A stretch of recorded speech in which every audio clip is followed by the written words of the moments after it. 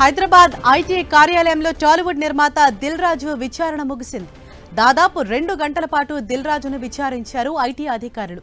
మరోసారి ఎప్పుడు పిలిచినా అందుబాటులో ఉండాలని ఐటీ శాఖ అధికారులు దిల్ రాజుకు సూచించారు.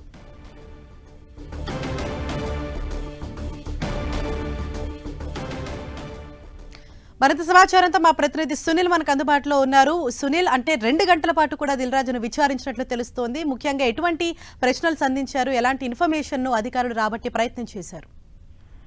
గతంలో మనం చూసాం దిల్ రాజు నివాసాలపై 4 రోజుల పాటు సోదాలు చేసినటువంటి ఐటీ శాఖ అధికారులు తాజాగా ఆ సోదాల సమయంలో దొరికినటువంటి కొన్ని డాక్యుమెంట్స్ ని ఆధారంగా విచారణకు హాజరు కావాలంటూ కూడా దిల్ రాజుకు గతంలో నోటీస్ ఇచ్చారు. ఈ నేపథ్యంలోనే ఈ రోజు ఉదయం 10 గంటల ప్రాంతంలో ఐటీ శాఖ కార్యాలయానికి తనతో పాటు తన చార్ట్ అకౌంట్ తీసుకొని వచ్చిందన్న దిల్ రాజు కొన్ని డాక్యుమెంట్స్, బ్యాంక్ డీటెయిల్స్ తో పాటు అదేవిధంగా ఐటీ రిటర్న్స్ చెల్లింపులకు సంబంధించిన విషయంలో సంబంధించిన డాక్యుమెంట్స్, అదేవిధంగా ఫైనాన్సర్ల దగ్గర ఇటీవల తాను నిర్మించినటువంటి 2 చిత్రాలకు తీసుకున్న ఫైనాన్స్ స్టేట్మెంట్స్ అన్ని కూడా తీసుకొని ఈ రోజు దిల్ రాజు ఐటీ కార్యాలయానికి రావడం జరిగింది. సుమారు 2 గంటల పాటు Dil Raju bank accounts details, అదేవిధంగా ట్రాన్సాక్షన్స్ ఏ విధంగా జరిపారనే దానిపై కూడా పూర్తిగా ఆధారాలు సేకరించారు. దీంతో పాటు ఇటీవల కాలంలో విడుదలైనటువంటి గేమ్ చేంజర్ కావచ్చు, సంక్రాంతికి వస్తుంది, ఈ 2 చిత్రాలకు భారీ బడ్జెట్ తో నిర్మించారు దిల్ రాజు. ఆ నిర్మాతగా వ్యవహరించిన దిల్ రాజు దానికి ఎంత ఖర్చు పెట్టాడు, ఎంత ఆదాయం వచ్చిందన్న దానిపై కూడా పూర్తిగా ఐటీ శాఖ అధికారులకు అన్ని ఆధారాలు కూడా సమర్పించినట్టు కూడా సమాచారం తెలుస్తుంది. దీంతో పాటు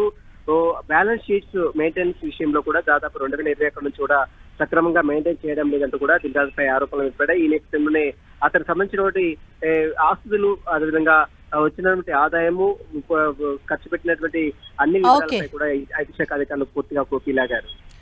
థాంక్యూ సునీల్.